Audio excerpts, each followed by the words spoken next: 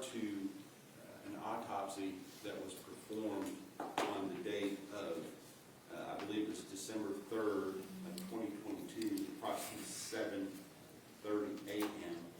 on an individual by the name of Athena Strand. Do you recall that? Yes, sir. And so I just stated the date it was on, but how was it that you first became aware of this case? And was it different? Were you just on duty that day, or did you specifically go to perform the autopsy on this particular case? I was scheduled for work that day, so whatever cases are reported to the office that we ultimately bring in for an examination are your task for the day. So in this case was reported from the Justice of the Peace in Wise County, and they had requested us to perform the autopsy, and that was my assignment for the day.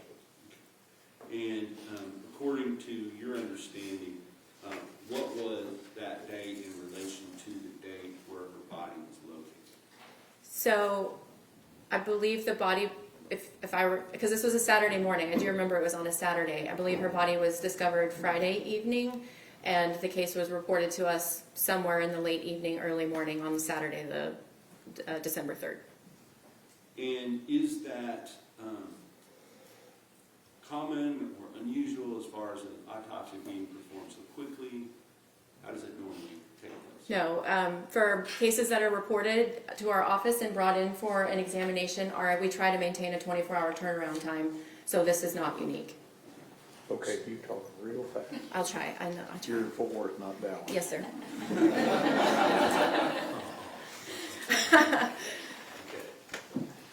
Okay. With regard to the autopsy on Athena Strand, can you kind of just walk us through just the basic process of what happens from the time that a body is delivered to the medical examiner's office until the point that you encounter it? So the process of an autopsy? Well, the process of getting it to you. Okay. Yes. So in this instance, the body is actually brought to our facility, specifically the morgue area. We do scan the body in. The body bag is sealed with a plastic tag that we keep closed until the time of the examination. But as the body is scanned into the building, it doesn't mean that we are automatically starting the autopsy at that point. So we have a cooler that they stay in until the autopsy is performed. And then not the process of the autopsy, just the intake part, correct? Yes. Okay. So once you are ready to begin the process of the autopsy, let me ask you this first of all. What's the purpose of the cooler? So it is kept at a cold temperature to just preserve the condition of the body. And is that slow the rate of something? Decomposition, slows the rate of decomposition, yes. And are there some documents that you usually have to have in order to do an autopsy? There are some documents that we typically have before the autopsy, yes. And can you kind of describe what that is? So our building is a 24-hour day, 7-day-a-week operation, but I am not physically in the building 24 hours a day, 7 days a week. Who answers the phone for our facility are our forensic investigators. So anytime a death is reported to our facility, it's the death investigator that is taking that information, determining if this case needs to actually be brought in for an examination, etc. So they will draft a report of all the things that were reported to them by whoever is reporting the death. So it's called an investigator narrative. So that's given to the medical examiner prior to the case, so we have an idea as to what's the circumstances of the death and kind of helps us triage our cases for the day. So you had some understanding of what was the circumstances before you did the autopsy? Yes, sir. Do you also have to be given some official authorization from somebody in the county that it comes from in order for you to do an autopsy? So because I'm an employee of Dallas County is my jurisdiction. However, when another county is requesting our office to do an autopsy, they have to provide an authorization form stating we're requesting Dallas County to perform this autopsy, correct? Now, as you are conducting an autopsy, do you take notes, fill out diagrams, things like that, to record your findings so that later you can put them in your autopsy report. Yes, sir. And can you describe what that's called? We kind of colloquially refer to them as our bench notes. Essentially, it's all the notes from the case that I'm going to then take to my desk after I'm done with the case so I can officially memorialize it in a more organized, neat fashion into an autopsy report. Now, before an autopsy report comes out, is there another short form report that is often issued by the medical examiners before the final autopsy report? So we do have a cause of death report that you can request through our office, and what it is it's on official letterhead, and it just provides the cause and manner of death for the decedent with the signature of the pathologist performing that examination. And then, of course, the final document would be your examination report. What is that called? You're talking about the finalized autopsy report? Yes. Yes, that's the neat version. It also incorporates any findings from toxicology or some ancillary testing that we may or may not request, but that is the comprehensive finalized report. May I approach your Honor? Yes, sir.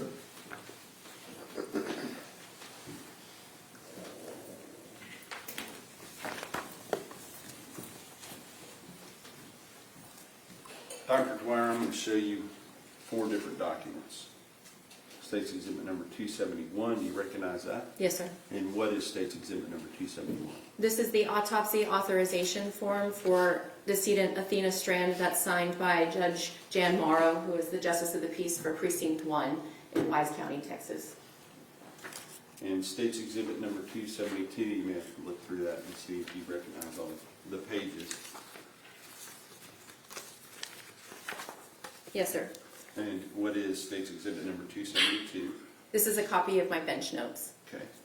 And chronologically, that would come during the autopsy itself, correct? Correct, yes. All right. Now, following the autopsy, the short form report, State's Exhibit 273? Yes, this is the cause of death report, signed by me. All right. And then finally, State's Exhibit number 274.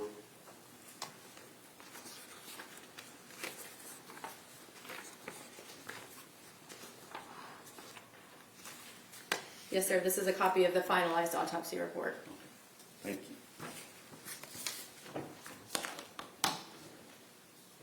Do the documents, both of the bench notes, the cause of death report, and the autopsy itself, do those document your findings during the autopsy of Athena Strand on December 3rd, 2022? Yes, sir.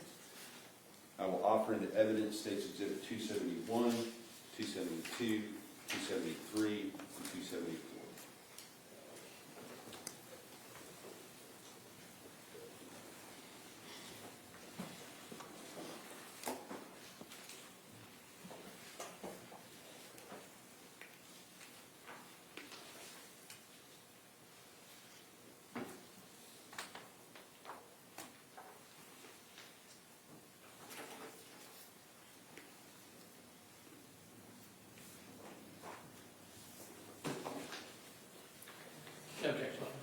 State's Exhibits 271 through 274 are admitted. Thank you, Your Honor. May I publish? Yes.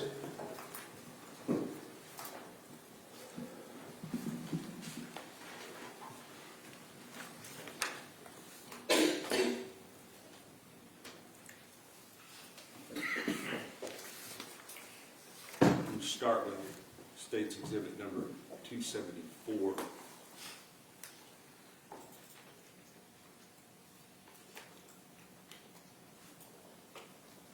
I'm going to leave all this up here because it shows us what the page number is as we're looking at it on your autopsy. So as we look at State's Exhibit 274, it's titled, what is it titled? Autopsy report. Okay. Do you see on there the date and approximate time that the body was found? Yes, sir. And what is that for purposes of the record? So date of death is based on when she was found, which was December 2nd, 2022 at 8:45 p.m. And then what is the date and time that the autopsy itself was performed according to this document? Where it says examination performed December 3rd, 2022 at 7:30 a.m. Now, with regard to the autopsy itself, before the autopsy begins, is there an evidence collection? You can turn that off for a second. Is there an evidence collection process that takes place? Yes. And can you describe that for the jury, please? Depending on the type of or suspicion of death, we may collect trace evidence at the autopsy. In the event that there's a firearm potentially used in the decedent's death, we would test for gunpowder residue, or we may collect hair, we may collect fingernails, or a blood sample to ultimately be dried on a blood card. Those are some examples of trace evidence we collect. And was that done in this particular case? Yes, sir. And of those things that were collected, can you describe them, what was collected in this particular case? Yes. So we did collect a blood card, so it has 4 spots of dried blood on it. That's to preserve her DNA. We have a sample of her scalp hair, which we also use for DNA. When her body was actually received with her hands covered with brown paper bags, we will keep those brown paper bags. I did perform gunshot residue testing on her hands just because I didn't know what kind of death we were potentially dealing with when I did the case. And then also collected fingernail clippings from both of her hands, her right and left hand. And then we also collected a sexual activity kit. And the sexual activity kit, can you describe what that is? So exactly that. It is evidence that may be related to sexual activity. So it's typically swabs and pubic hair collection. So for a man, it would be swabs from the penis and penile urethra, in addition to the anus and the oral cavity or the mouth. For a female, it would be oral cavity, vagina, both the outside and the inside, and also the anus. Okay. And with regard to those things, once they're collected, what happens to them? They're packaged in a kit, and they ultimately get transferred to our evidence registration. Since this is an out-of-county case, it doesn't automatically go to our crime lab. The county would then have to request testing or analysis of that kit from our crime lab, or they may send it elsewhere, but it gets sent to our evidence registration. And, Matt, hold on for a second. I need to ask a question real quick. State's exhibits.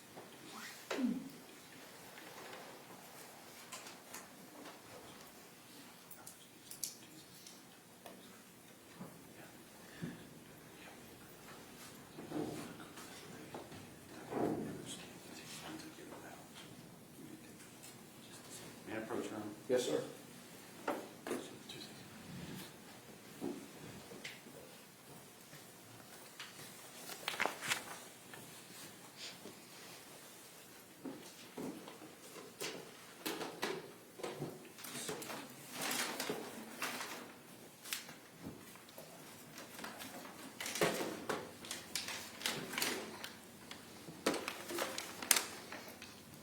I'm going to show you what has been marked for identification purposes as 260, states 269 and states 270. Does it appear to have the evidence tape from the Dallas County Medical Examiner? Yes, with my initials too. And can you describe, first of all, what would be in state's exhibit number 269? So a lot of this writing in yellow tape is not mine, but what I can tell you is that this is typically how I package evidence from a homicide or potential homicide. And there is a sticker itemizing this particular item that correlates to the number for this decedent. And then we will seal the top of the bag with tape and red evidence tape, which I initial. But the yellow tape and everything else, I don't know who did that. And what would the contents be? I'm sorry. That's okay. Everything that I just listed that I collected would be in there with the exception of the sexual activity kit. And then state's exhibit number 270? Yes, sir. This is the sexual activity kit. Okay. And these both relate to the body of Athena Strand and the autopsy done on December 3rd, 2022? Yes, sir. All right, thank you. I will offer state's exhibit number 269 and 270 into evidence.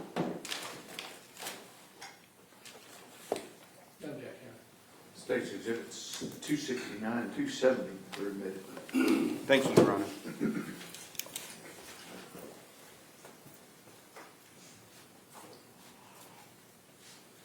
Dr. Dwyer,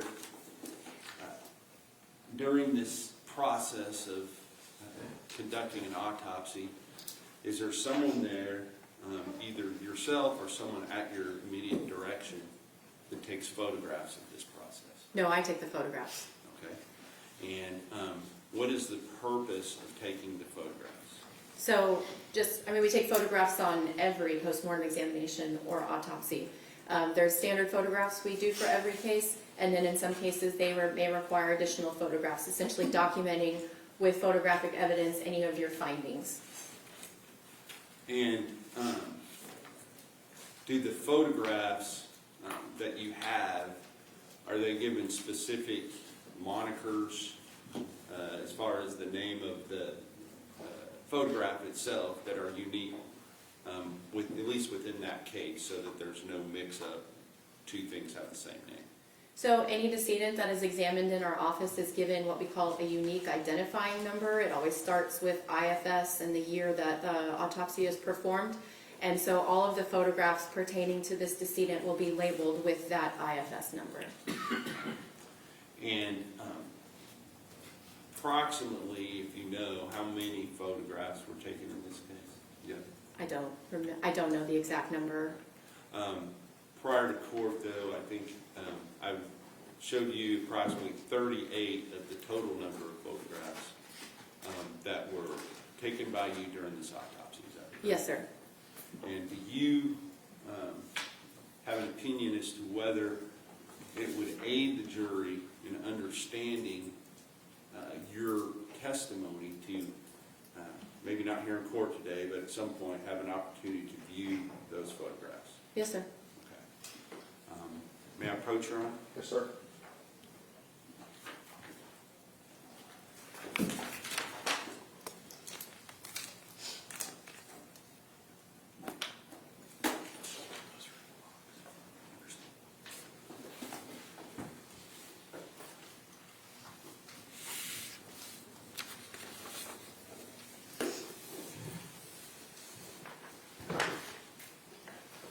Dr. Dwyer, the reason we're doing it this way is to avoid unintentionally displaying photographs that we do not, at this time, intend to display. Okay. So each of the photographs that I'm going to ask you about has been covered with a slip cover, so that if I ask you about it, you're going to have to slide the slip cover or the photograph up, but just if you be careful not to display it unintentionally. Sure.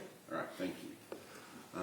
At this point, I'm going to ask you to look at these. Have you seen prior to court today a what I would call a contact sheet that has the different state's exhibit numbers that go with the different photographs in this case? Yes, sir. Okay. And I'm going to show you that. I'm not offering it into evidence, but would it aid in your going through these to be able to see that? Thank you.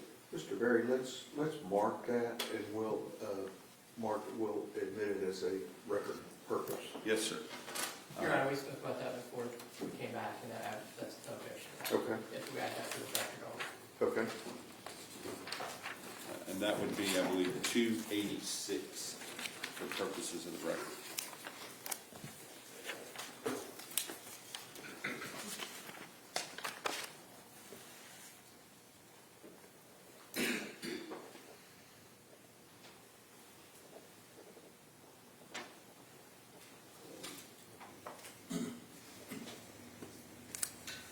Thank you.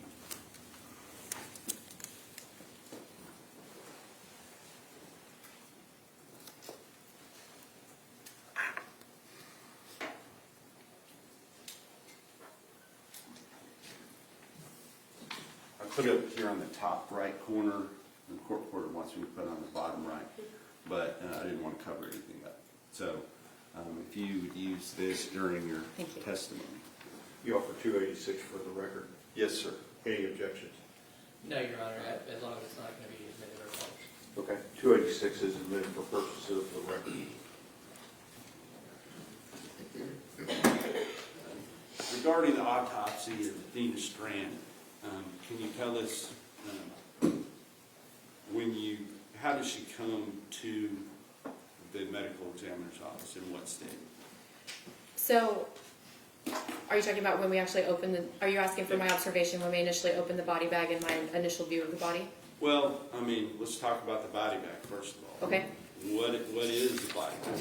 So, decedents are typically transferred to and from our facility within a plastic pouch that is a body bag, just so you can maintain privacy and they can be transferred in and out of the facility discreetly Okay. and preserve evidence.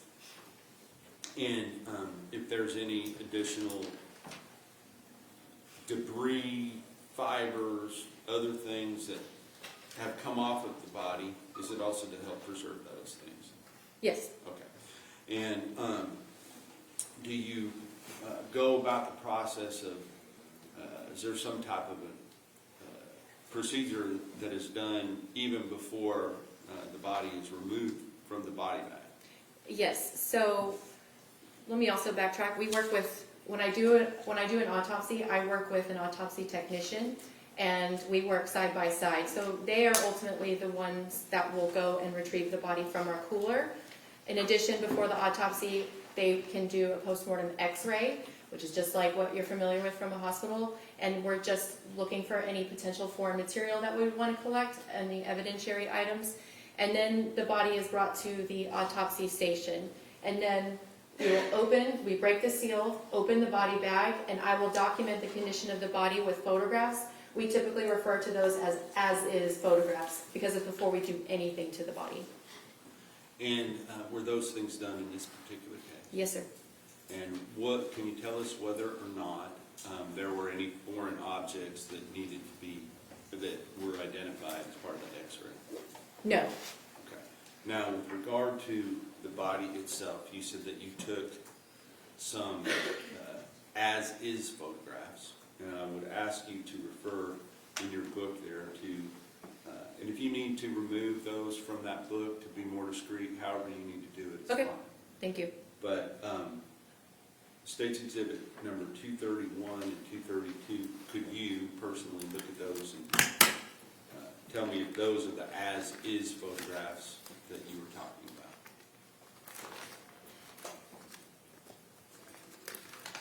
about? Yes, sir. Okay. And we're going to go through this process in a way where, rather than displaying them, I'm going to just ask you to describe Sure. what you're seeing for purposes of the record. And that way, if there's any question about it later, they can refer back to your testimony. Okay. So with regard to State's Exhibit number 231 and 232, the as-is photographs, would you please describe what you're looking at in those photographs? So there are two of them, because one is the upper half of her body, including her head and face, and then the second one is the lower half of her body, including her legs and feet. And so basically how I received her is that she is naked, there's no clothing, and both of her hands are covered with brown paper bags, as I referred to previously, that are actually secured around her wrists with tape. And then her body was covered with kind of a brownish dirt silt appearance, and there was also fragments of vegetation within the body bag and within her scalp hair. And just for understanding for the jury, when you take the photograph, is there anything that is covered up on the body as you are taking the photograph? No. Okay. Those documents, though, State's Exhibit number 231 and 232, have certain portions of that photograph been covered just for discretion's sake. Yes, sir. All right. Now, let's go ahead. We're going to look at your autopsy report, and I think we can do this without the light off. The first thing you do is the external examination. Is that right? Correct. Okay. And can you just kind of describe in general terms what is involved in the external examination? So the external examination is also standard process for any postmortem examination. And I always describe it as I start on one side of the body, say a foot, work my way up the entire side of that body to the head, and then to the opposite side of the body. And what I'm looking for is evidence of natural disease, evidence of trauma, any potentially identifying features like hair color, eye color, tattoos, scars, etc. Lots of different things. And once I'm done kind of looking at, and then lastly, we will roll the body so that I can see the back of the body. And then once that's complete, that's the end of the external examination. And as part of this external examination, do you photograph the body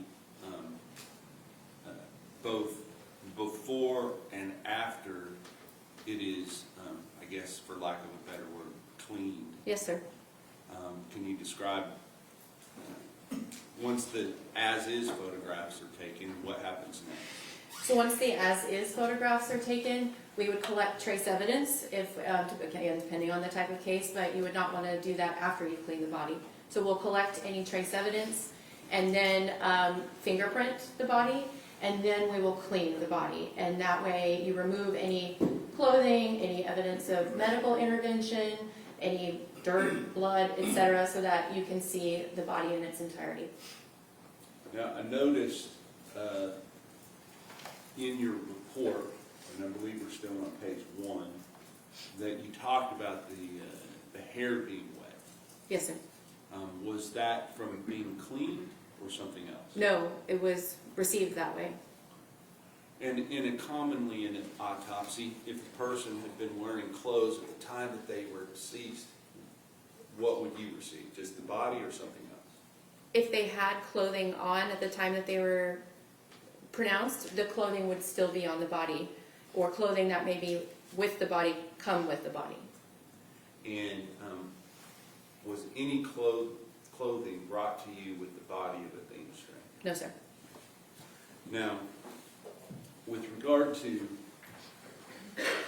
the evidence of the body itself, can you just kind of give us, you weighed the body? Yes, sir. Right? What was the weight of this little girl? The weight is 67 pounds. And what was the height or measurement? 52 inches. And in layman's terms, or feet and inches? I Oh don't man, know. make me do math. I'm showing my Tarrant County son.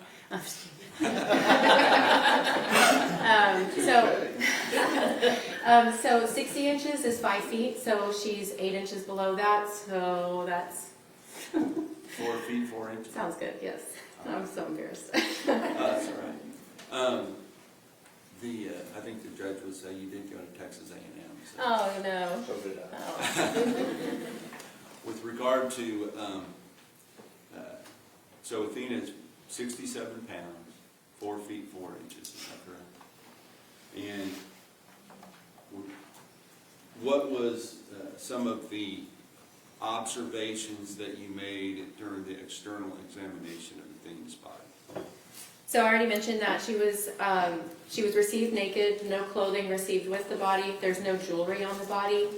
In addition, like I said, the surface of the body were covered with brown dirt or silt, and there was fragments of brown vegetation within the scalp hair and on the surfaces of her body. She also has what we call pruning or washerwoman changes in the skin of her hands and feet. Other than that, she had some evidence of injury, which is much more extensive than just what I'm describing. And let's talk about that. Not specifically what the injuries are at this point, but when you open the body bag and you see the body of this little girl, describe for the jury sort of where you're seeing the injuries on her body, just from first look. My initial impression, the first thing I thought is that she is completely congested from the neck up, meaning that it's much darker due to blood kind of being in that area of the body. Trying to think of a better way to describe congested, but it was just, you could tell that there was something going on in the head and neck area. That's before we even cleaned the body. And congestion, is that related? It's hard. I want to kind of give a lay person's understanding what that means. It's the best way to describe it is blood's backed up in the vasculature. And I'm not sure I understand anymore, but what's vasculature? So all the blood vessels that circulate blood throughout your body are the vasculature system. So it's arteries, veins, and connecting those two are capillaries. And is that something that you see in certain types of deaths versus others? Yes? And can you describe that for the jury, please? Well, let me say congestion on its own as an isolated finding can be nonspecific. And you can see it in sudden cardiac deaths. You can see it in drownings. You can see it in asphyxial type deaths. So it's nondescript on its own, but a constellation of findings can be more helpful when you're making a diagnosis. And when you're saying a constellation of findings, are you talking about the overall findings taken together? Yes, sir. All right. Now, once she was cleaned up, could you still see this congestion, the blood near the skin, from her basically mid-chest to the top of her head? Yes, sir. And would the fact, I guess I have to frame it to you in a hypothetical situation, if a person had received injuries close to the time of their death and then was immediately put in a cooler type situation, either a colder body of water or a cooler like you have in your laboratory, would that essentially sort of, Objection, Your Honor, leading. what would that do? Sorry. Okay, your objection to leading is overruled based on the last statement. So if I'm repeating your question, Yes. if someone had those findings and then died, would they be altered by being put into a cooler? Yes. No. Okay. Would it slow the normal rate of something that might change the appearance over time? So the coolness of the cooler is to preserve the condition of the body by decreasing the rate of decomposition. That's just a known fact that decomposition slows when it's cold. So if a body were put into a colder body of water in November, would that also help slow the rate of decomposition? Yes, sir. Okay. Now, with regard to the body of Athena Strand, we're talking about the external examination. Were there further, go to the next page. This is the page 2 of State's Exhibit number 274. You kind of went on to describe some more of her findings in the external examination. Yes, sir. And I don't necessarily feel like you have to read every word, but if you would give it sort of a synopsis and then maybe also explain as best you can in layperson's terms so we can understand it as well. Sure. Just starting from the top. Yes. So basically, I even mentioned that the head and face exhibit trauma. There's generalized congestion of the head and face, which I just mentioned. I note that her hair is blonde and it's wavy and it's long and that it's damp. And then her eyes are green in color. When you look at the whites of her eyes and the lining of her eyes, you see florid petechial hemorrhages, which are florid just means they're everywhere. Petechial hemorrhages specifically refer to these tiny pinpoint hemorrhages that you see throughout the eyes. Let's see. She has, her teeth are kind of a mixture of what we call deciduous teeth and erupting adult teeth, which is appropriate for a 7-year-old. The neck has trauma, the chest is trauma. I did not appreciate any trauma on her vagina or within her vagina. The vaginal hymen is present and it's intact. I did examine her anus. She had some fecal material on the perianal skin, but I did not see any trauma to her anus. And then her extremities, so the arms and the legs, also showed trauma. Her fingernails are all intact, but the fingernails themselves are dirty. The toenails are also short and dirty. The soles of her feet are dirty, but otherwise unremarkable. And then the back has trauma. Okay, so let's talk a little bit as we go through this, because there are some photographs, I believe, that correspond to some of these things.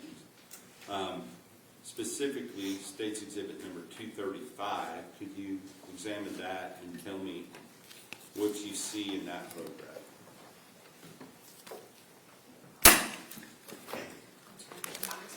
$235. Sorry, I kind of juggled this.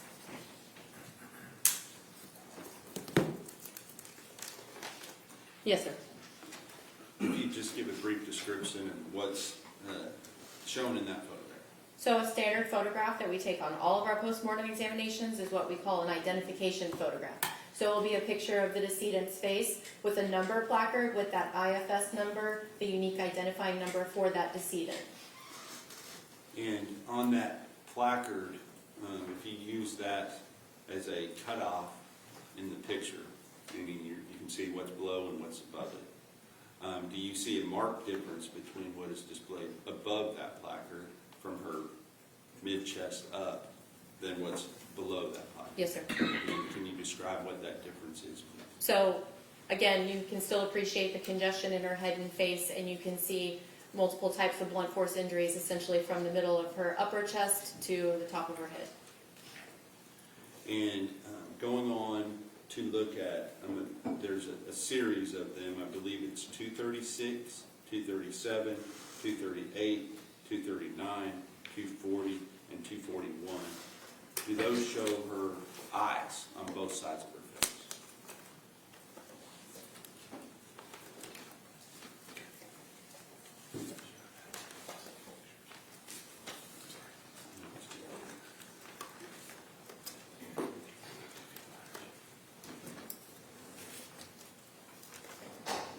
Yes, sir. And you described, I believe, what you referred to as florid petechial hemorrhages. We're not going to be showing these to the jury at this point, so can you kind of describe, as you're looking at the photograph itself, whichever photographs you think best shows it, identify that photograph and describe what you see there as the florid petechial hemorrhages. Sorry, let me...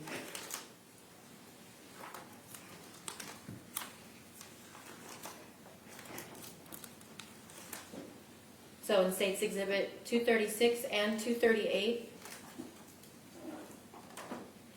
they are photographs of the right eye, showing petechial hemorrhages in the whites of the eye, which is called the sclera, and within the lining of the eyes, which is called the conjunctiva. And then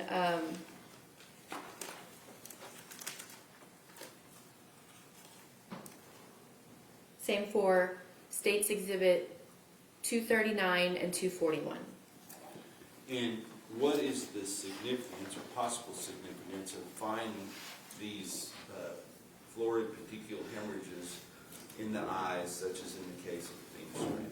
Again, as an isolated finding, can be very nonspecific. You can see them in different types of deaths. Sometimes sudden cardiac death, you can have those. Sometimes depending on what position that you die in, you can see those. So as an isolated finding, petechial hemorrhages are not diagnostic, but again, taken in a constellation of findings can be. Okay. And taken into the constellation of findings in this case, was that significant to you? Yes, In what way? because it wasn't just petechial hemorrhages in the eyes, it was her entire face, basically her entire head, with all of that congestion. So it implies that blood is pooling in that region of the head. And what are the possible causes of that kind of blood pooling in those regions of the head? So my big concern was that there was an asphyxial component to this death. And you say asphyxial component. Can you explain that to the jury? Asphyxia is a fancy word. It's a mechanism for how somebody can die, and there's different types of asphyxial deaths, because you don't just spontaneously asphyxiate. There needs to be an explanation for why it occurred. But basically it means that the body is starved of oxygen. Either the blood supply is cut off or not able to supply blood, especially to the brain or the airway, or the person is not able to actually breathe and get that oxygen into the body. So examples of asphyxial death: smothering, strangulation, mechanical asphyxia, chemical asphyxia, carbon monoxide is an example. But that's just an overview of asphyxia. Understood. So you said smothering and strangulation are one of the possible Two signs. possibilities. Two possibilities of asphyxia. Yes. And you understand that in this particular case, that the defendant, Antemortem, has pled guilty to the offense that he was charged with. Yes, sir.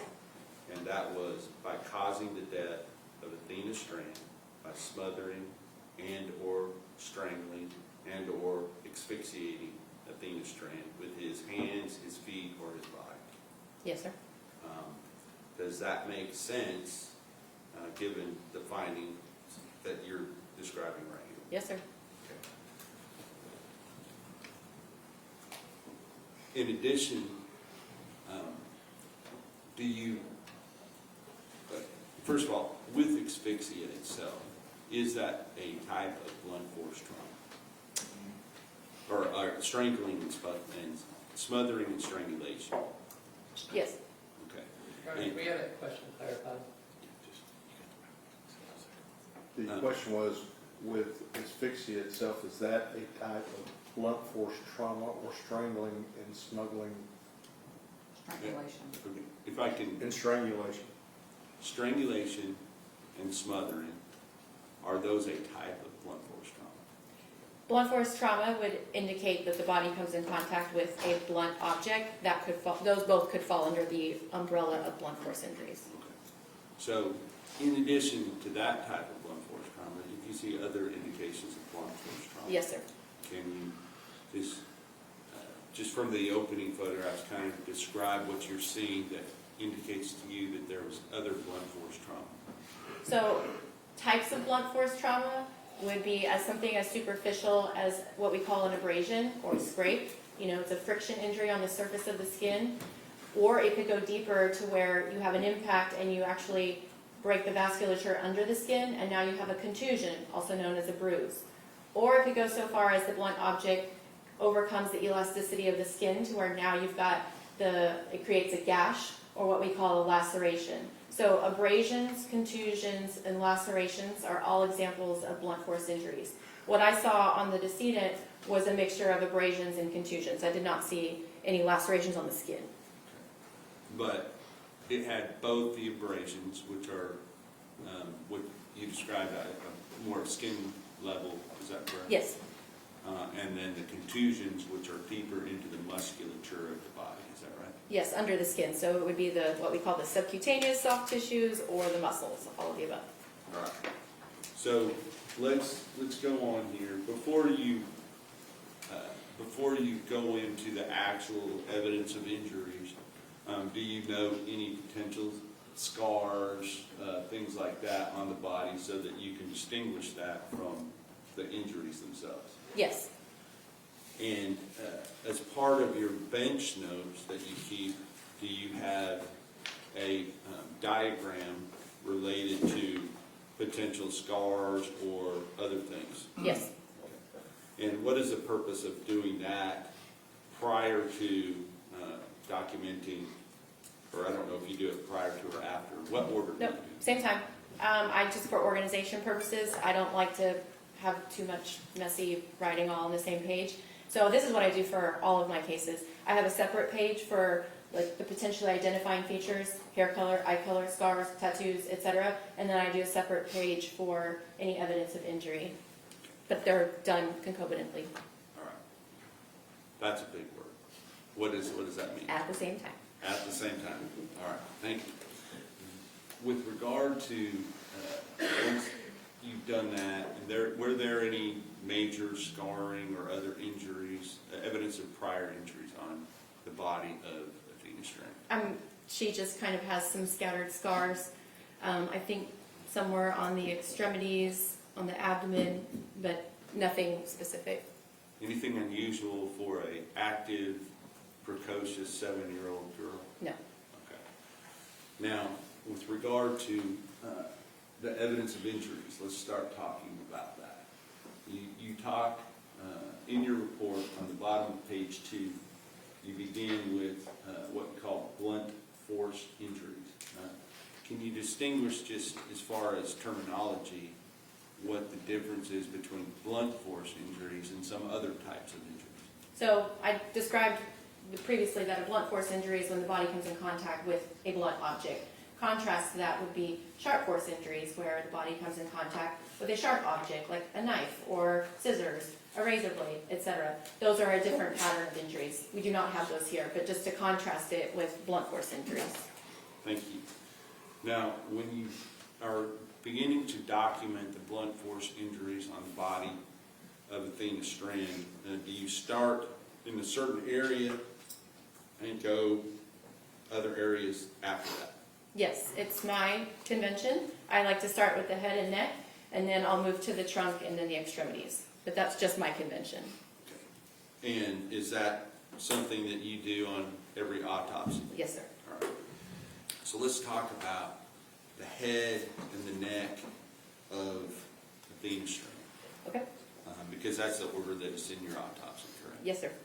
And I want you to kind of give your basic findings, and if you need to, we're going to talk about some of the photographs that go with those in a moment. But if you need to stop and explain a word, because you know we all won't understand it, if you do that, I'd appreciate it. Sure. So I'm just going to kind of read what I have written here.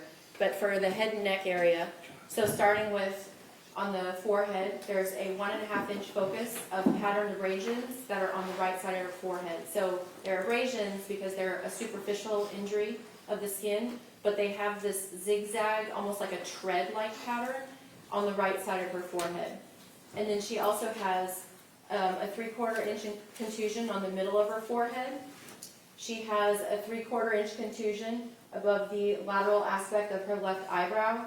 She has more of those patterned abrasions, the zigzag patterned abrasions and abraded contusions that actually go across both of her eye areas, across the entire nose, from the root to the bulb. This is the bulb of the nose for me. And also across her mid-face, including the cheeks, the philtrum, which is the space between the nose and the upper lip, and she even has it a little bit on her upper lip as well. She also has a 2 by 2 inches abraded contusion on the right temple area of her face. She has a linear abrasion that's 1 1/4 inches just below her left eye. She has a 1/2 inch pale blue contusion of the left cheek that is just anterior to her left ear. She also has a small contusion, it's a 1/4 inch, that's on the helix of her ear, which is the loopy part of your ear. And she has a 1/2 inch contusion on the posterior aspect of her left ear. And then she also has a red contusion just posterior to her left ear, kind of in this area. She has a 3/8 inch contusion of the lower left cheek. She has a small contusion, it's 1/8 of an inch on the right side of her upper lip. When you actually pull up the upper lip and you see this flap of skin that connects the lip to the gums, that's called the frenulum. Just left of that, she's got another contusion of her gums in that area, and that's 1/2 inch. She has a very small superficial laceration on the interior of the left side of her lower lip. That's 1/16 of an inch. And then she also has, I'm just going to be real, instead of being descriptive, she has what look like bite marks. It's really a curvilinear series of lacerations that correspond with her upper teeth. She has bite marks on the surface of her tongue. There is a 1 inch linear abrasion on the submental region of her head that's under the chin. She's got a contusion of the right side of the submental region of her head. And then she has a 1/2 inch focus and then a larger 1.5 inch focus where the skin is kind of a discolored gray-brown. And that also had a pattern of abrasions that is different than the zigzag pattern I was seeing on her face. This pattern is square and it looks more like a grate or like a mesh pattern, and that's on the left side of her jaw. She also has more of those zigzag tread-like patterned abraded contusions across the anterior aspect of her neck and the middle of her upper chest. And then she has a 1 3/4 inches linear abraded contusion of the lateral aspect of the right side of her lower neck. And then on the back of her neck, she has a little focus. It's a 3/8 inch abraded contusion, but there's more of those floor petechial hemorrhages that you can even see on the back of her neck. All right. That's a whole lot. Yes, sir. Was there any area on her head, neck, shoulders, face, back of her head, top of her head, back of her back, top of her chest, shoulders that did not have some evidence of injuries? All of those areas had injury. And can you render an opinion as to whether those came from one blow or more than one blow? No, that would be indicative of multiple impact. And I don't know if you took the time to go through and count how many times that she would have had to be impacted to have the kind of injuries that you saw. But do you have some number in mind? Multiple. Would you say you saw 10 injuries, more than 10 injuries? That's the answer, Your Honor. Sustained. All right, so we're going on to the next.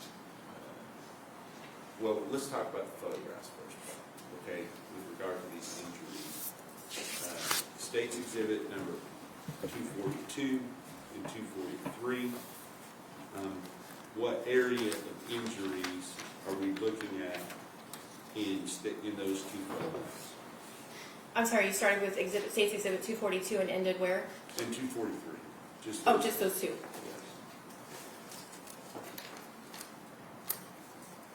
State's Exhibit 242 is a photograph documenting the injuries on the forehead that I just described. State's Exhibit 243 is also injuries on the forehead that I just described. And do those particular injuries, you said that they had some type of pattern to them, is that correct? Yes, sir. And can you describe what you're looking at there as best you can for the jury? Just how I said it, it's a kind of a zigzag pattern. It almost looks like tread of some sort. And in those photographs, as well as State's Exhibit number 245, you have, I guess this is true in all your photographs, do you have some type of measuring device in the photograph so that you can give a reference when you're looking at it as to how big or small those tread patterns are? Yes, so all of these photographs have a sticker that has a 1-inch scale on it, also with a unique identifying number for the decedent, so that when the sticker is right underneath the area that you're documenting, you can have an idea of the size. And I asked you before, of the photographs that we have available to us, was there one particular photograph that you felt like could best show this tread pattern that you are referring to? I mean, there's several, if you want a close-up or if you want a more global. But one that has the measuring device close in proximity so that you're able to see it well. Yes, And which number is that? State's Exhibit 245. Okay. And so if you just take that one out of the notebook and just set it to the side, if you would. Not the Just the picture page. itself, the whole page.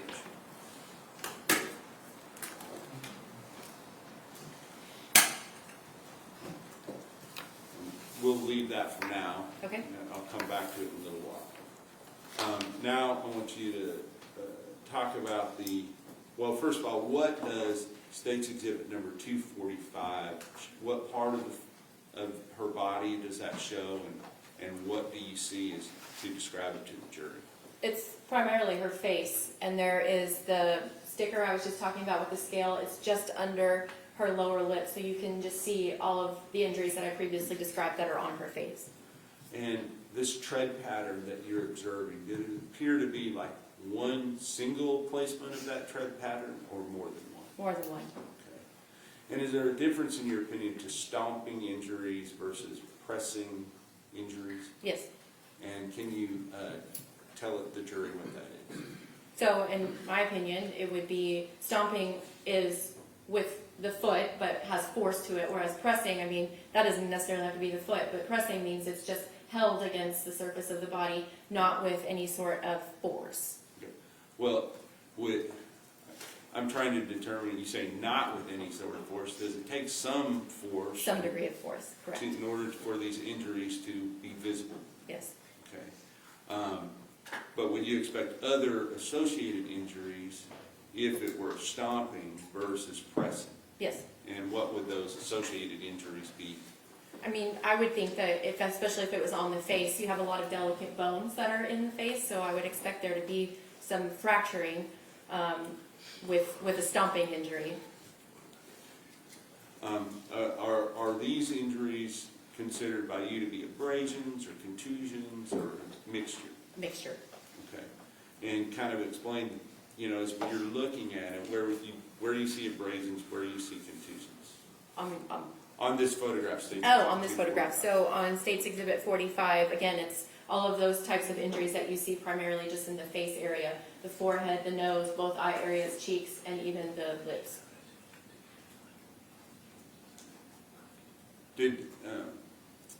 Where's there associated damage?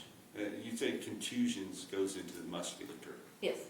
Is there contusions associated with these injuries in her face itself? Not from this picture. She had some contusions well, that's not true. She had some on her forehead. She had one on the lower left cheek area, on her right lip, and then also under the chin. With regard to, let's go on to States Exhibit number 246 and 247. 246, 247, could you describe what those are? These are both photographs of the right side of her head. 246 is kind of further away. 247 is more up close. And you can see the blunt force injuries I described previously that are on the right side of her head. And on the right side of her face, as well as on the front of her face, did she have this same tread pattern that you can see in the photographs? Yes. Now going on to States Exhibit number 248, and I believe we've already looked at 244, but 248, does that show the other side of her face? States Exhibit 248 is the left side of her face. And then I think it was 244, which is that also the left side? That's the left side of her head, so you can kind of see it's further away than 248, which is more up close to the left side of her face. And you described some of the contusions, I think, were on that side of her face. Yes, sir. And for a contusion rather than abrasion, is it more or less force that is generally needed to cause a contusion versus an abrasion? More. Okay. Now, on that same side of her face, you described, and I'm refer you to States Exhibit number 249, you described something around or associated with her left ear. Yes, sir. Okay, could you describe what that is? So she had let me find it in my report.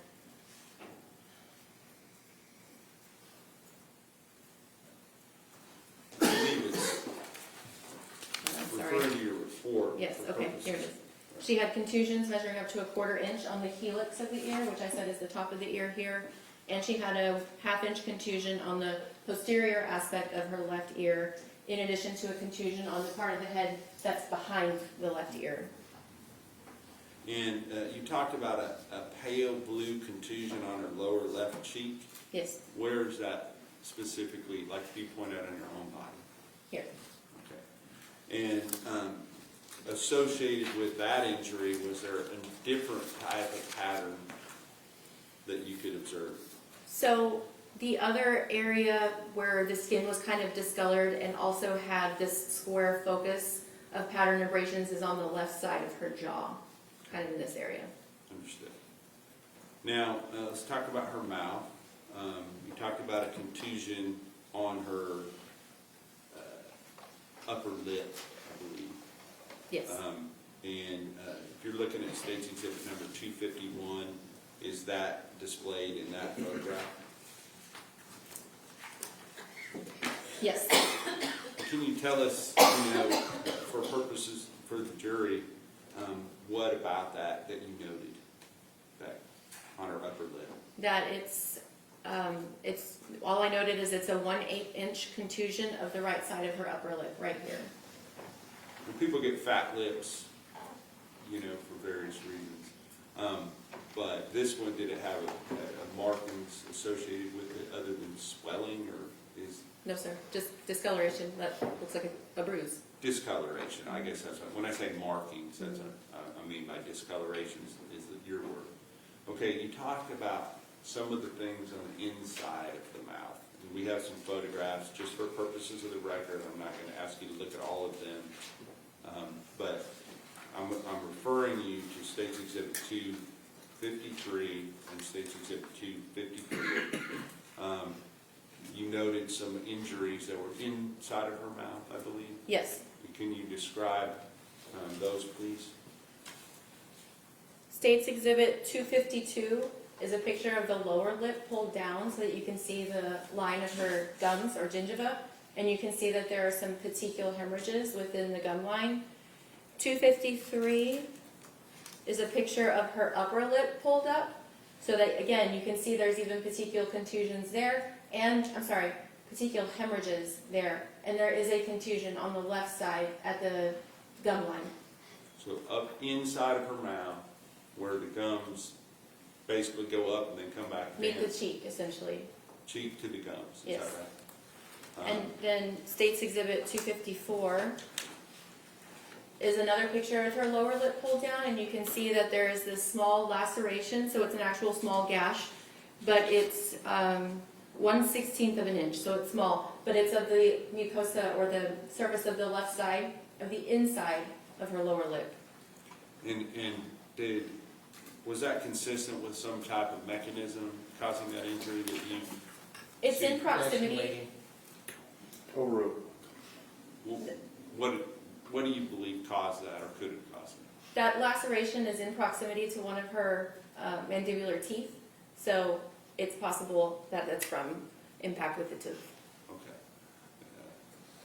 Now, you also described a moment ago some biting injuries. Where were those located? So those are on the surface of the tongue. So if you stick your tongue out, just right on the top, and it's a curvilinear pattern of these kind of spaced out lacerations that are consistent with teeth marks. And we don't have a photograph in evidence of this, but it is, can you describe what you did in order to determine the depth and the extent of those injuries? Yes. So part of the autopsy for everybody, we actually will remove the neck organs, including the tongue. And so when that occurred, I could see the bite marks, and if you actually dissected down into the musculature of the tongue, there was even some hemorrhage right underneath those lacerations. So they're real injuries. The body reacted to them. So, and we probably would go into this at some point, but is there a way that you can tell if somebody is still alive when they receive an injury versus already deceased? So with antemortem injuries, so before the person is dead, I mean, you're probably familiar with this. When you get a scrape, your body reacts to it and it becomes red. But in the postmortem period, the body's not reacting to it anymore, and so it takes on a more dried, kind of tan brown appearance because there's no vital reaction to it. So you can tell if an injury is sustained antemortem or if it's postmortem. An antemortem, what does that mean? Before death. And so, because there's bleeding associated with it. Correct. Is that right? Is that the type of injury that you saw on her tongue? Yes. That there was bleeding associated? Yes. And you talked about the hemorrhage that took place associated with this injury. Would that take some type of force of her biting down on her own tongue for that to occur? That's possible. Okay. Well, you said teeth marks. Did it look like it was somebody else's teeth marks? No. Right, so it would have been her own, Yes. clamping down on her own tongue. Is that Yes. correct? All right. Now, with regard to going on to, I guess, down the neck a little bit, you looking at page 3.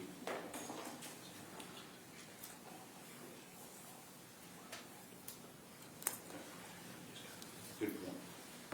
Every injury we've talked about so far, those are those of those classifications, antemortem versus postmortem. Can you tell us what those injuries Antemortem. So prior to death. Yes. All of those blows Yes. on her head, her face, her shoulders, her neck, back of her head, top of her head, all occurred antemortem. Is that right? Yes. And for purposes of the record, or for the jury, does that mean while she was still alive? Yes. Looking at page 3,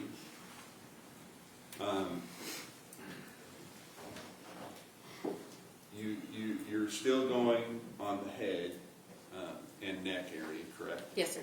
Right. So at one point on that, you say there is a 1-inch abrasion on the middle of the submental region of the head, and then you, in parentheses, under the chin. And there's a red abraded contusion on the right side of the submental region of the head. Can you just explain what submental is? So this area directly under the chin. So not quite neck, but it's just this particular area. And can you look at State's Exhibit number 256?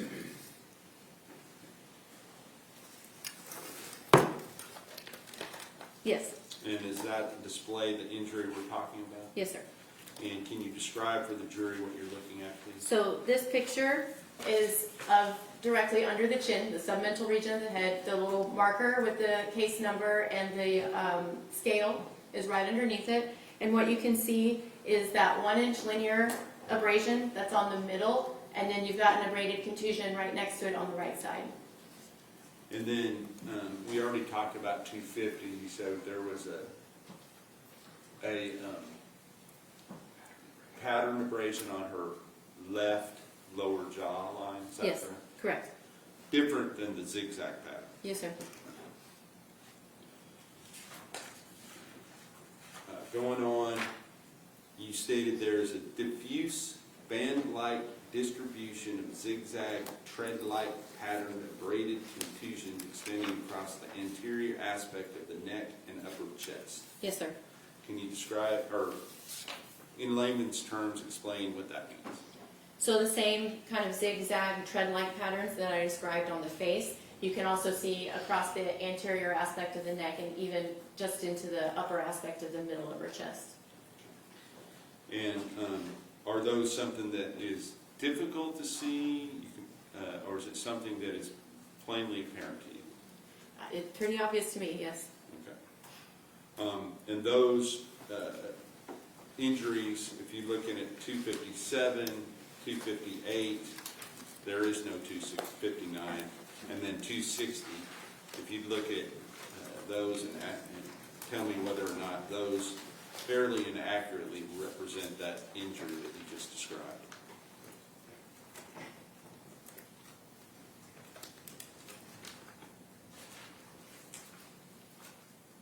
Did you say 260 as well, or just 250? Yes, 257, 258, and 260. Yes, sir.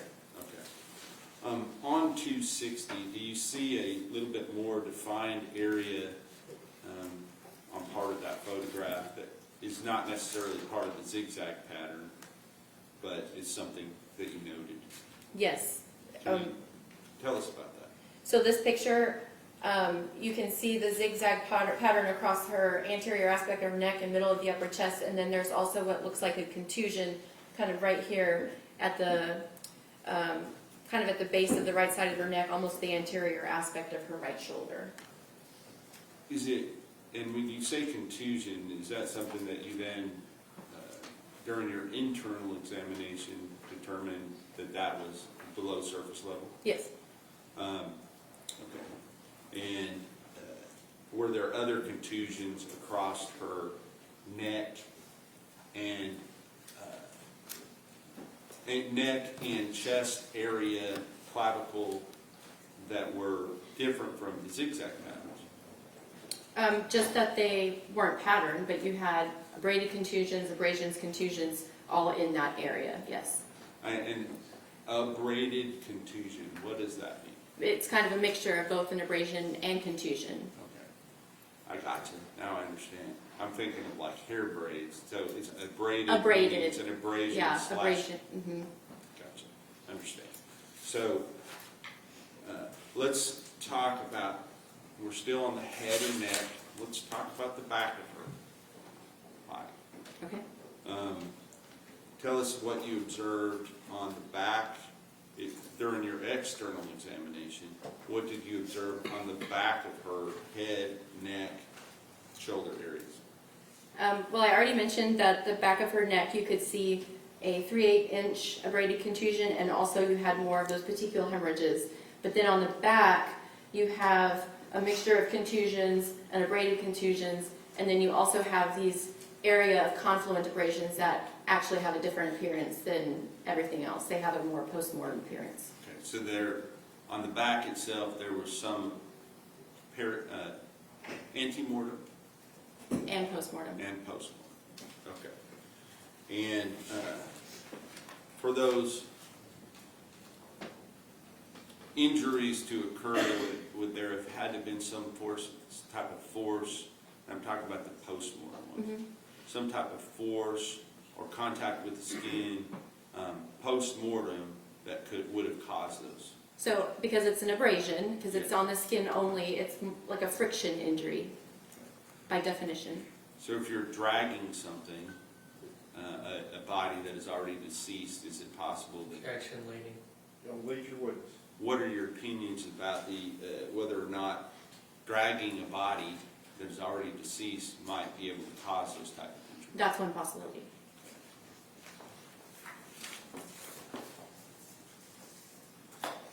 You talked about a palpable hematoma within the soft tissues of the face, Yes.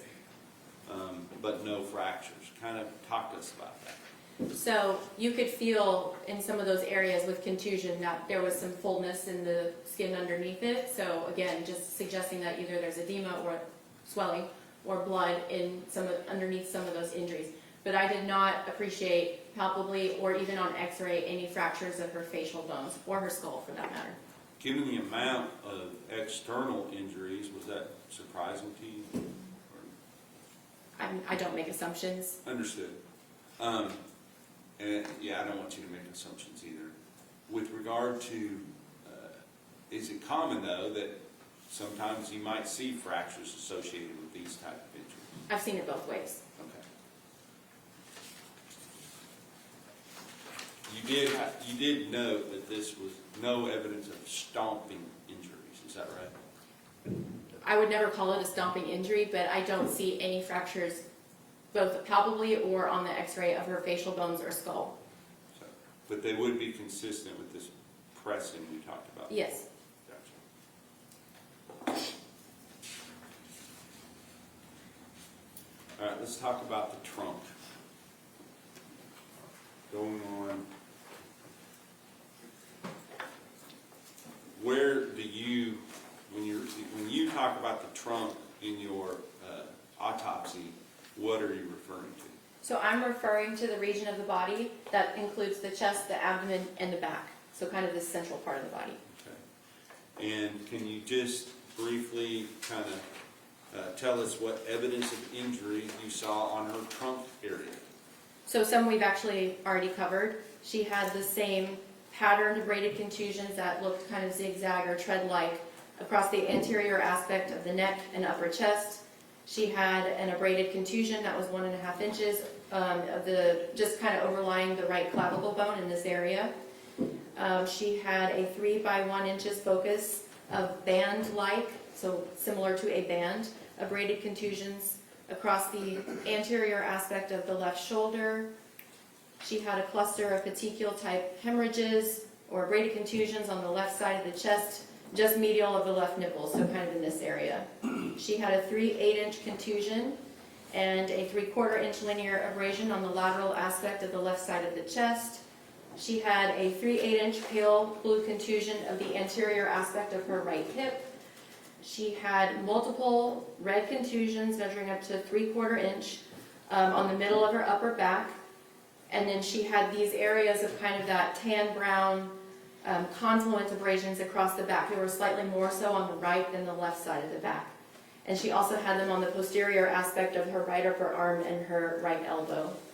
And then she had more contusions on the left side of her upper back, abrasions measuring up to 1/4 inch on the left side of her upper back, a 1-inch abrasion on the right side of her upper back, and then a cluster of petechial type hemorrhages on the left side of her back, and then more abrasions on the middle and lower back.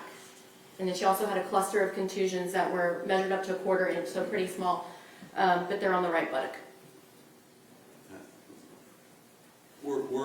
I'm not going to take the time to go into great depth about what injuries she had on her extremities, but did she have injuries on her extremities? Yes, sir. That were associated with, or would have been consistent with occurring during the same time as these other injuries? That's possible, yes. Okay. And is there any area of her body, other than potentially her right arm, that did not have evidence of injuries? No.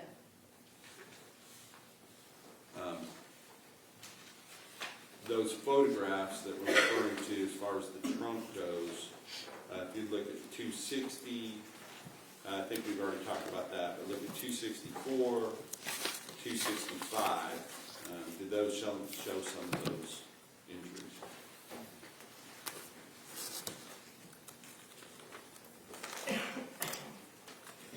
You said 260 to 265? Just 260, 264, 265 are the two that I'm wanting to look at right now.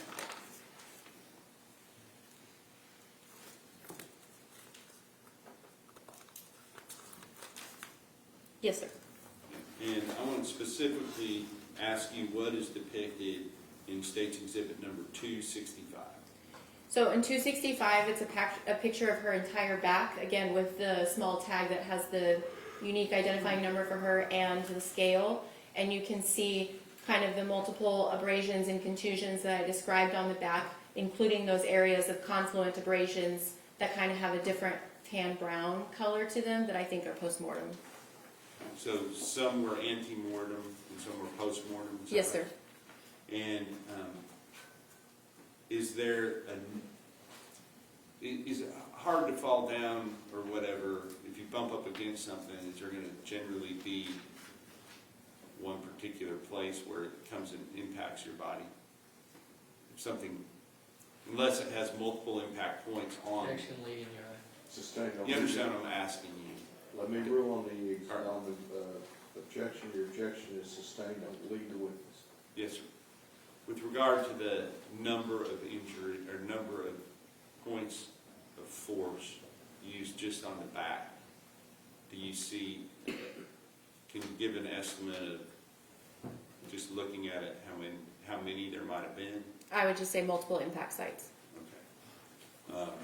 And these type of injuries that were on her back, are they the type of injuries that have what you would consider contusions that go into the musculature? There's both abrasions and contusions, yes. Are there multiple contusions as well? Yes, sir.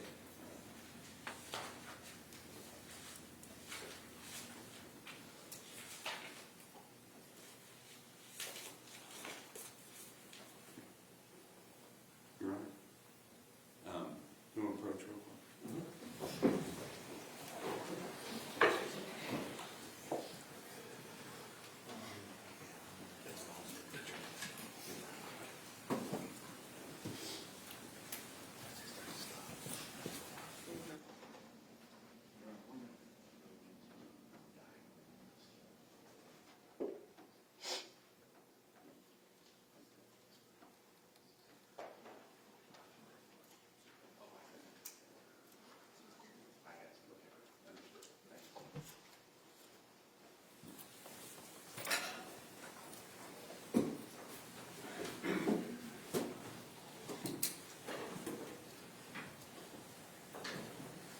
So looking at the rest of your autopsy, right now we're on page 3, looking, it continues on to page 4, and you talk about evidence of asphyxia. Yes. Okay. Because ultimately, what was your conclusion as to the cause of death in this case? So the complete statement I made for cause of death, she died as the result of blunt force injuries with smothering and strangulation. And so are smothering and strangulation a form of asphyxiation? Both are, yes. And so evidence of asphyxia goes to that conclusion, is that right? Correct. And so if you would kind of explain for us what we've already talked, I think, about the generalized congestion, but other things that went into your opinion that for the evidence of asphyxiation. Yes. So again, she has generalized congestion of the head and face. She's got petechial hemorrhages in her scalp, in her facial skin, in both of her eyes, in the gingiva, and even on the posterior aspect of her neck. And she also has petechial hemorrhages on the skin behind both ears. And then she also has florid petechial hemorrhages within the skin of the anterior aspect of the neck and upper chest. And then also, not to forget, she has those patterned abrasions, abraded contusions that go over the middle of her face, including her nose and mouth. And so if, what would you call it if you have something where a person's airway is blocked? What kind, is that smothering or strangulation? Okay, so smothering is with the upper airway, the nose and the mouth being covered. Choking is the airway is occluded by like an object, or just something within the back part of the oral cavity. Strangulation, however, means that there's pressure on the neck, and you have the airway and the vasculature in the neck. And so let's go a little further than just evidence of asphyxiation. You said with smothering and with strangulation. So let's talk about those two things. Yes, sir. What are the evidence of smothering, and what is the evidence of strangulation? So your evidence of smothering is essentially you have these injuries that go across the nose and the mouth. So that would be supportive of that, in addition to all the features of asphyxia. And then furthermore, for strangulation, that's part of the looking at things internally. I don't know if you want me to go into that. Yeah, let's go ahead and do that. We're not going to show any photographs to the jury of any internal examination, all right? But I do want you to talk about that with regard to how you can tell that there was smothering and or strangulation. So the smothering I just covered. But for strangulation, there's a specialized dissection that we can perform where we actually look at the musculature of the anterior aspect of the neck, and we look at it layer by layer. And you're looking for evidence of hemorrhage in the musculature. And then in addition to that, you're looking at the cartilaginous structures of the airway. So if you feel here, the windpipe, that's what we're looking at. And sometimes you can see fractures of that in strangulation. But essentially, I did that specialized dissection in this case. Yes, okay. And and is that part of the evidence that you took into account as far as making your findings? Correct. Okay. Now, as you, so we had the evidence submitted we've already talked about, and then you talked a little bit more about your internal examination just a moment ago. But let's talk about that just a little bit further, and what other areas did you examine internally that gave you evidence of possible injuries? That what I just described, the anterior neck dissection that I performed for her. Understood. But there was also an internal examination of, say, the scalp, the skull. Oh, yes. Is that right? Yes, correct. And did that show some type of evidence of injury there? So the scalp, I already mentioned previously that there were no fractures of the skull, but one of the things that we do during the autopsy is we reflect the scalp so that we can look underneath the scalp, and she had multiple points of bleeding underneath the scalp. And what is it that causes that type of bleeding? Impact. Okay. And you said there were multiple points of bleeding under the scalp, is that right? Yes, sir. And so is it your opinion, what is your opinion based upon that, as far as the number of impacts? Oh, still multiple. Okay. Dwyer, you take that sheet and said, no, just set it aside here. And then you have the one you removed, right? Hand me the book you removed. Thank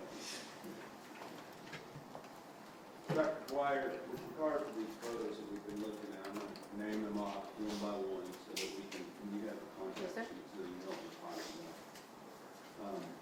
State's exhibit number 231, 232, 233, 234, 235, 236, 237, 238, 239, 240, 241, 242, 243, 244, and then the one you took out was 245. Yes, sir. And that one's still going to be off. So 246, 247, 248, 249, 250, 251, 252, 253, 254, and then skip 255. 256, 257, 258, no exhibit for 259, 260, 261, 262, no exhibit for 263, 264, 265, 266, 267, and 268.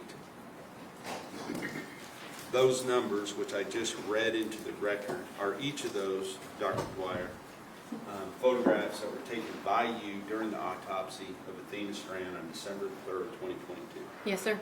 And do they fairly and accurately represent the injuries that you have been speaking to this jury about? Yes, sir. I will offer those numbers, which I just read into the record, into evidence at this time. Any objections other than those previously given to me? No additional objection. Okay, those objections are overruled. State's Exhibits 231 through 254. State's Exhibits 256 to 258. State's Exhibits 260 to 262. And State's Exhibit 264 to 268 are admitted. Thank you. Hand these back. Thank you.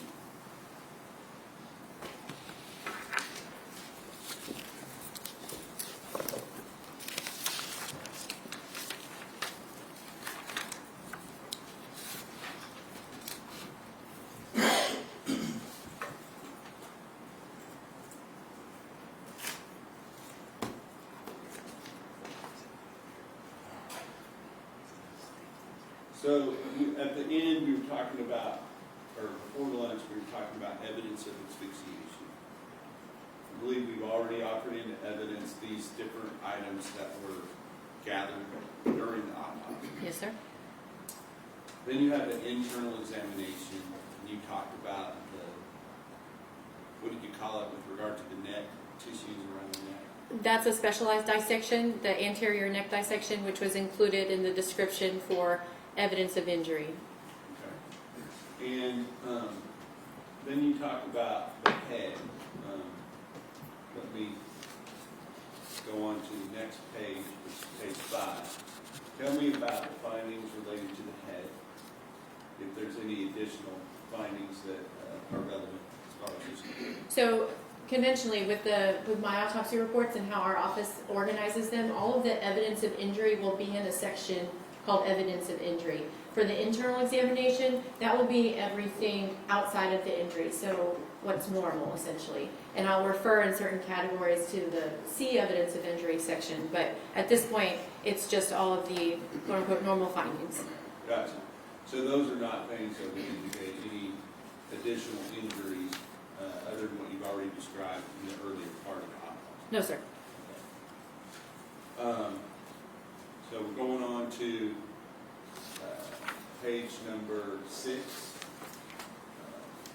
What are we looking at here, the middle of page number 6? So during the autopsy, we will collect fluids for postmortem toxicology testing that is done in our laboratory at the Southwestern Institute of Forensic Sciences.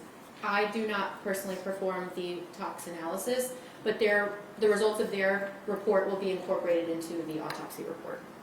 And essentially, were there any findings? Negative for everything. Right. So going on to page number 7, is this where your findings are summarized? Yes, sir. Okay. So let's go through those. Regarding the blunt force injuries, would you just read the letter and then what the finding is into the record for the jury? So capital letter A are numerous abrasions and contusions of the head, neck, trunk, and extremities, including patterned abrasions and abraded contusions across the midface, anterior neck, and upper chest. Then moving down to a capital B, focal lacerations of the lip and tongue mucosa. Capital letter C, acute subscapular hemorrhages. Capital letter D, acute intramuscular hemorrhages within the bilateral temporalis muscles. Before we go on to that, I want to talk about these subscapular hemorrhages. Was there any, when you're looking at somebody's head, how do you describe the front, the back, the sides? So we have whenever we're describing injuries in general, we follow what's called the standard anatomic position. So if you picture the standard anatomic position would be you facing me, arms at your side with your hands face forward. And that's how we determine direction in a standard process. So front of the head would be the forehead, back of the head is the back, and then right and left. But it would be the person's right, not your right as you're looking. That's correct. Was there any of those areas that did not have some type of subscapular hemorrhages? I would say that there was relative sparing of the right temporal scalp, which is this area. Otherwise, you had subscapular hemorrhages under the frontal scalp, the parietal scalps at the top of the head, and the occipital scalp is the back of the head. And did those come from one or more than one individual impact? That would be multiple impacts. Now, with regard to the evidence of smothering and strangulation, I think we've covered that pretty good so far. Is there anything additional regarding that you would bring to the attention of the jury? No, sir. And then you have this number 3. What is the number 3 one? So, again, by convention, we typically will include some circumstantial information to the case. That's usually how we kind of end our findings. And in this instance, I noted per report the decedent was found dead and naked in a river. And then as far as the ultimate conclusion, would you read that, please? Based on the case history and autopsy findings, it is my opinion that Athena Strand, a 7-year-old white female, died as a result of blunt force injuries with smothering and strangulation. And then regarding the manner of death? Homicide.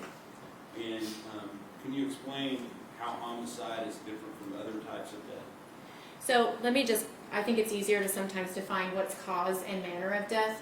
Ultimately, the reason why I'm doing an autopsy is I'm trying to determine why this person is dead, and I'm going to make a conclusion about the cause and manner of death. Cause of death is the injury or the disease that resulted in the person's death. Manner of death tells you how that comes about. So cause of death is free text, it's more wordy typically. Manner of death, you only have 5 options: natural, accident, suicide, homicide, or undetermined. Based upon the injuries that you observed on Athena Strand, do you have an opinion as to whether or not she suffered pain and suffering as a result of these injuries? Actually, Your Honor, to be honest with her testimony. I'll let her answer. Honestly, yes, I think she did. Now I want to talk to you a little bit more about a specific picture, that one that we pulled out. Okay. And I'm going to show you some other photographs that have already been admitted into evidence. Oops, sorry.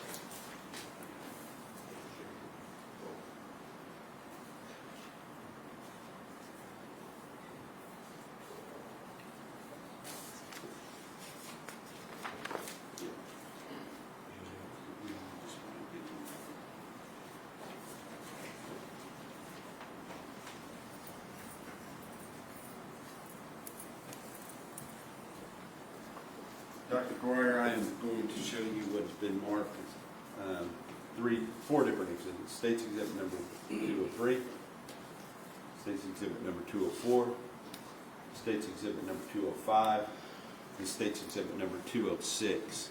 And I want you... I'm sorry? Excuse me? Oh.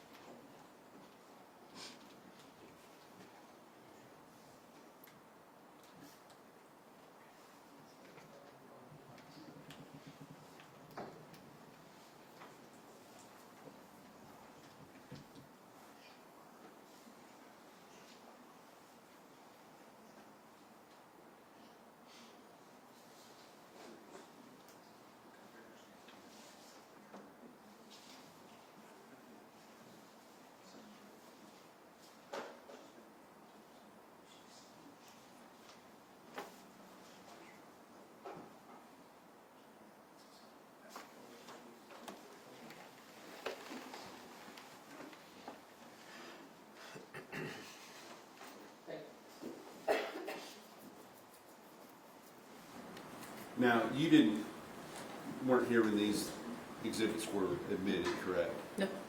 But was there some type of a photograph of a shoe that was submitted through to the Southwest Institute of Forensic Science Yes, that was contained within the autopsy photos, even though it wasn't taken as part of the autopsy? that's correct.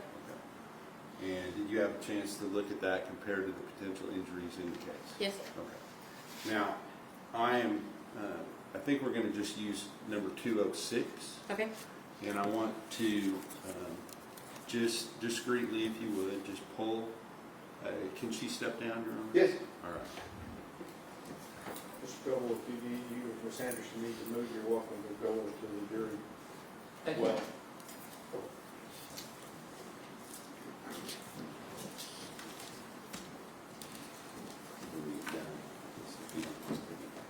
Yes.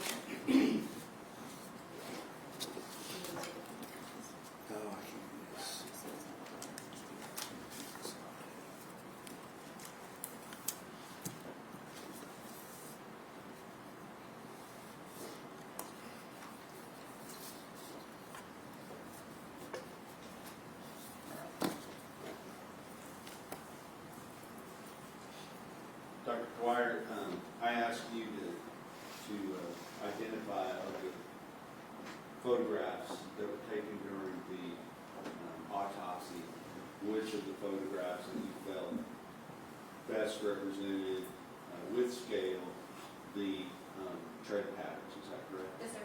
And was that this photograph that has been marked as State's Exhibit number 245? Yes, sir. And then this photograph of a shoe tread pattern that has already been marked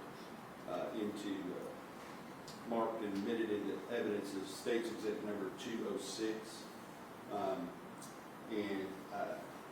Just ask you if you were to compare, I'm not asking you to compare these two, but if you were to compare, do you feel like these would be objects that you would like to look at if you were to compare these things? So, yeah, if I was going to, yes. Okay. I will ask if I can publish these to the jury. yes, sir. All right.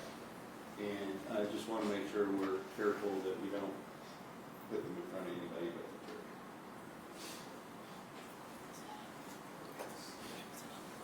Thank you. You can read your seat.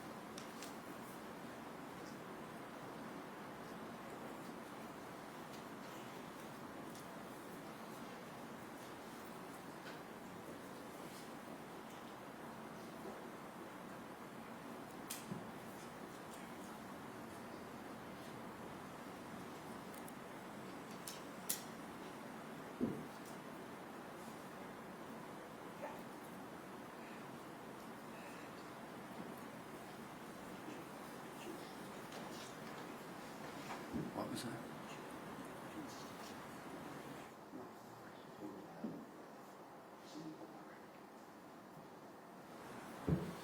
There was it.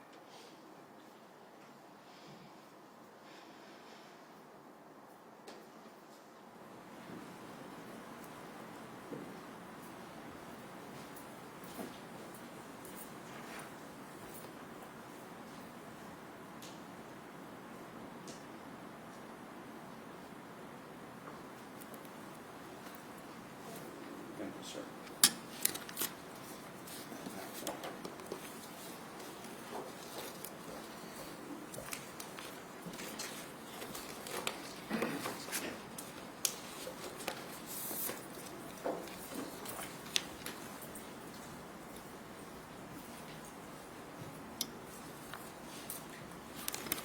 May I publish a portion of State's Exhibit number 272?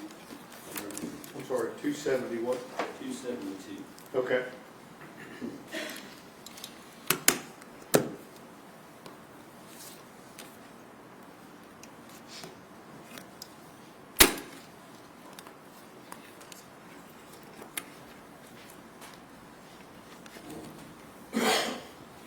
Bench notes, states exhibit number 272, this would be page 3, I believe. Yes, sir. And is this document, while you were doing it, the injuries that you observed on the face and head of the victim, Athena Strand in this case? Yes, sir. And we're not, it looks like a man in this picture, right? Right. It's a standard body diagram that we use on our cases. Gotcha. Okay, so I'm not going to ask you to go through these again, but these, if you take these in conjunction with the pictures, does it help explain the things that they're looking at? Yes, sir. Okay.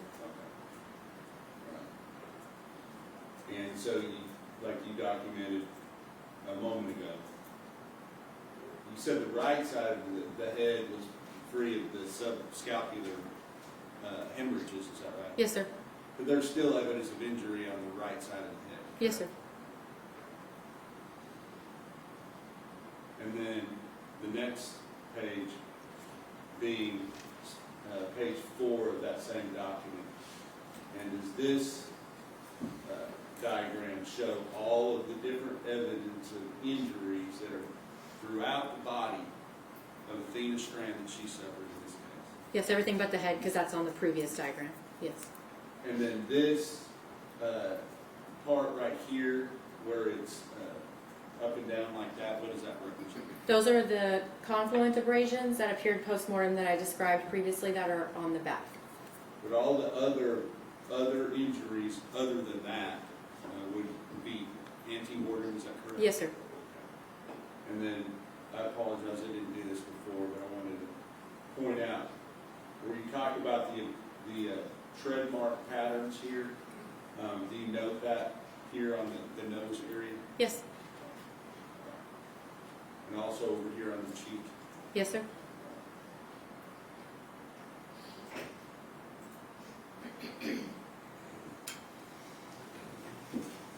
Absolutely. Cross-examination. Thank you, Con. Good afternoon, Dr. Dwyer. Good afternoon. Thank you for coming in today. I just want to follow up with a couple of things, and you have, forgive me if you've already testified to me. From your autopsy report, for the external genitalia, you found they were unremarkable, Correct.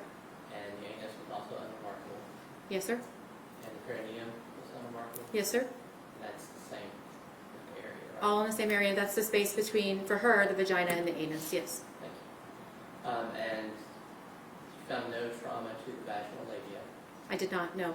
and no trauma within the vaginal wall. That's correct. Vaginal hymen was present, Yes. intact, Yes. and unremarkable. Yes, sir. There was no trauma within the anus or the perineum skin. Yes, sir. And was it either you or the autopsy tech collected the sexual activity kit? The autopsy tech. And it was at that time during the autopsy. That's done at the beginning of the autopsy, yes. Okay. But I looked before she did before she collected.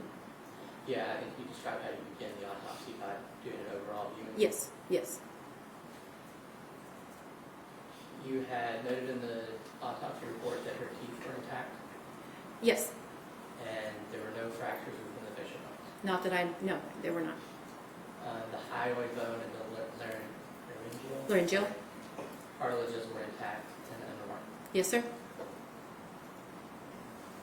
You also noted in your autopsy report that there were no broken or missing fingernails, Correct. and there were no fractures to the clavicle, ribs, sternum, pelvis, vertebral column. No. So you didn't notice any broken bones. No.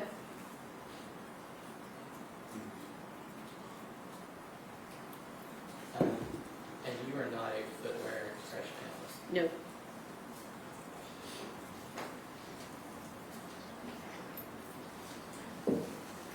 That's what it's showing.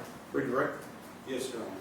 What, if any, effect would it have, or do you know, what, if any, effect it would have for a person who was sexually assaulted if they were unconscious or even deceased, would the findings be different than they would be if they were conscious?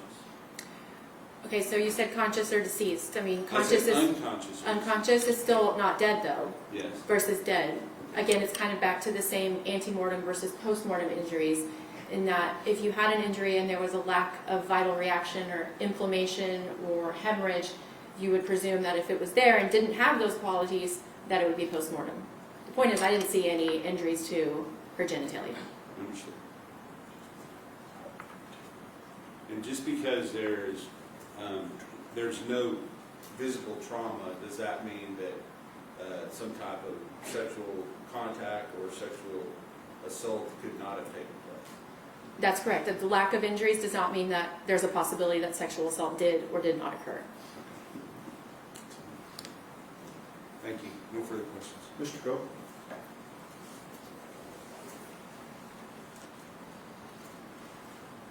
No, no.